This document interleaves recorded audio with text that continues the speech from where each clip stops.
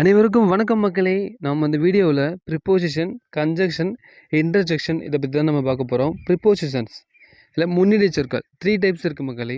3 வகைகளான ப்ரிப்போசிஷன்ஸ் இருக்குது. First type பார்த்தீங்கன்னா நவுனையும் இணைக்கிறதுக்காக ஒரு ப்ரிப்போசிஷன்ஸ், நவுனையும் அட்ஜெக்டிவ் இணைக்கிறதுக்கு ப்ரிப்போசிஷன்ஸ், நவுனையும் வெர்பையும் இணைக்கிறதுக்கு ப்ரிப்போசிஷன்ஸ் யூஸ் ஆகும். இல்லை ஃபஸ்ட் டைப் பார்த்தீங்கன்னா நவுனையும் இணைக்கிறதுக்கு, அதாவது பெயர் சொல்லியும் இன்னொரு பெயர் சொல்லியும் இணைக்கிறதுக்கு. இப்போ எக்ஸாம்பிள் பார்த்தீங்கன்னா he is in the classroom. ஹீன்றது ஒரு நவுனு, கிளாஸ் ரூம்ன்றது ஒரு நவுனு. அவன் வகுப்பறையில் இருக்கிறான். சரிங்களா? இப்போ வந்து இந்த இடத்த 2 நவுனை இணைக்கிறதுக்காக இன் அப்படின்ற ஒரு ப்ரிப்போசிஷன்ஸ் யூஸ் பண்ணியிருக்கோம். என்னன்னா இல், அவன் வகுப்பறையில் இருக்கிறான். இப்போ இந்த இடத்த ப்ரிப்போசிஷனோட யூஸ் என்னென்னு பார்த்தீங்கன்னா, இப்போ ஹீன்னு இருக்குது, கிளாஸ் ரூம் இருக்குது, ரெண்டுமே நவுன்ஸ் தான் மக்களே. அவன் இருக்கிறான், வகுப்பறை, அவன் வகுப்பறை இருக்கிறான் அப்படின்னா உங்களுக்கு சென்டென்ஸ் வந்து ஃபுல்லாக முடியாது. அவன் வகுப்பறையில் இருக்கிறான், he is in the class room. அந்த இன் அப்படின்ற ப்ரிப்போசிஷன் முன்னிலை சொற்கள் சேர்க்கும்போது உங்களுக்கு சென்டென்ஸ் ஃபுல்லாக கம்ப்ளீட் ஆகுது இல்லைங்களா? இந்த மாதிரி யூஸ் ஆகிறதா மக்களே ப்ரிப்போசிஷன்ஸ், முன்னிலை சொற்கள். Next, the cat is on the wall. கேட்டுன்றது ஒரு நவுன், வால்ன்றது ஒரு நவுன். பூனை சுவரின் மேலே உள்ளது. இந்த கேட்டையும் சுவரையும் இணைக்கிறதுக்கு இந்த இடத்த ஆன், அதை மீது, மேலே, 2 இது ஒரு மக்களே. இந்த ஆன் அப்படின்ற ப்ரிப்போசிஷன் இந்த இடத்த யூஸ் பண்ணியிருக்கோம். பூனை சுவரின் மேலே உள்ளது, சுவரின் மீது உள்ளது. Next, the book is under the table.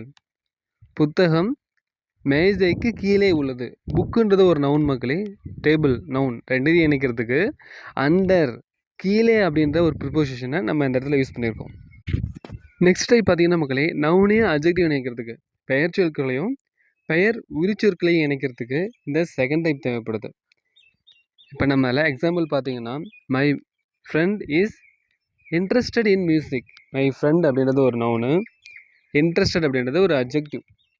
இன்ட்ரெஸ்டட்னா ஆர்வம், என்னுடைய நண்பன் இசையில் ஆர்வம் கொண்டவன். அப்போ அந்த இடத்த இன் அப்படின்ற ஒரு ப்ரிப்போசிஷன் யூஸ் பண்ணுறோம்.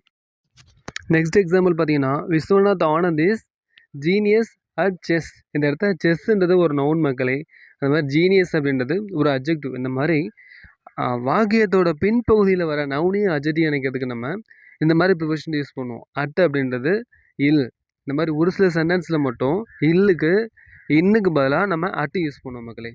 Viswanath Anand is genius at chess. இந்த இடத்த செஸ்ஸையும் ஜீனியஸையும் இணைக்கிறதுக்கு நம்ம அட் யூஸ் பண்ணியிருக்கோம். தேர்டு டைப் பார்த்தீங்கன்னா, வெர்பையும் நவுனையும் இணைக்கிறதுக்கு மக்களே. வெர்பு அப்படின்னா வினைச்சொற்கள், நம்ம பண்ணுற செயல்கள் இருக்குது பார்த்தீங்களா, அந்த வினைச்சொற்களையும் நவுன்ஸ் பெயர் சொற்களையும் இணைக்கிறதுக்கு நம்ம அந்த டைப் யூஸ் பண்ணுறோம். எக்ஸாம்பிள் பார்த்தீங்கன்னா, my sister informed me about her friend. என்னுடைய அக்கா என்னிடம் அவளுடைய நண்பனை பற்றி தெரிவித்தாள். இந்த இடத்துல பார்த்தீங்கன்னா, இன்ஃபார்ம் அப்படின்றது ஒரு வெர்பு, வினைச்சொல். Her friend noun. இது 2த்தையும் ஜாயின் பண்ணுறதுக்கு நம்ம அபவுட், இந்த இடத்த பற்றி அப்படின்றத ஒரு ப்ரிப்போசிஷன் முன்னிலை சொற்கள் நம்ம யூஸ் பண்ணுறோம். நெக்ஸ்ட் எக்ஸாம்பிள் பார்த்தீங்கன்னா, the child fell into the pit. Fell அப்படின்றது ஒரு வெர்பு, விழுதல். பிட் அப்படின்றது ஒரு நவுன். குழந்தை குழியின் உள்ளே விழுந்தது. இன்டு அப்படின்னா உள்ளே அப்படின்ற ப்ரிப்போசிஷன் நம்ம இந்த இடத்த யூஸ் பண்ணியிருக்கோம் மக்களே. நெக்ஸ்ட் எக்ஸாம்பிள் பார்த்தீங்கன்னா, I received a gift from the teacher. ரிசீவ்டுன்றது வெர்பு மக்களே, டீச்சர்ன்றது ஒரு நவுன். நான் ஆசிரியரிடமிருந்து பரிசு பெற்றேன். ஃப்ரம், இருந்து அப்படின்றத ப்ரிப்போசிஷனை நம்ம அந்த இடத்த யூஸ் பண்ணுறோம். நெக்ஸ்ட்டு பார்த்தீங்கன்னா, நம்ம முக்கியமாக யூஸ் பண்ணுற ப்ரிப்போசிஷன் தான் நமக்கு பார்க்க போகிறோம்.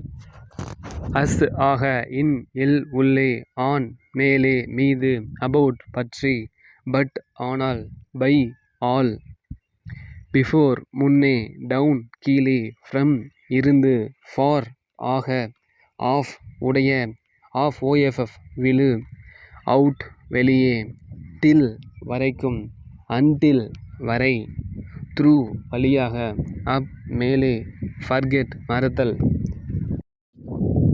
வித், உடன், வித்தவுட், இல்லாமல், வியா, வழியாக, அண்டர், கீழே. அடுத்து கன்ஜெக்ஷன்ஸ் பற்றி பார்க்க போகிற மக்களே. கன்ஜெக்ஷன்னா இணைப்பு சொற்கள்.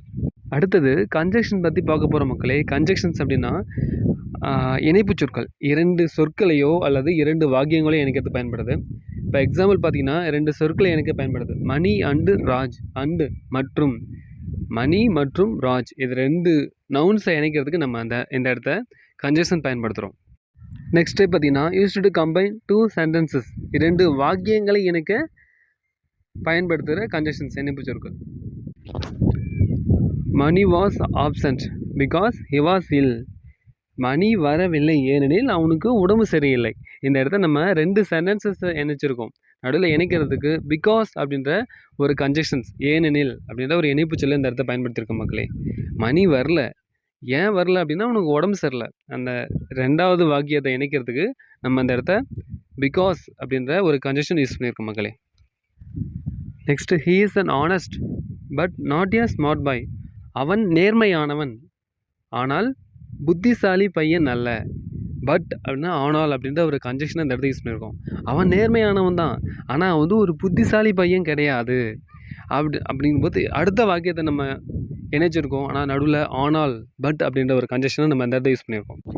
நெக்ஸ்ட்டு பார்த்தீங்கன்னா சில முக்கியமான இணைப்பு சொற்கள், சம் இம்பார்ட்டன்ட் கன்ஜெக்ஷன்ஸ்.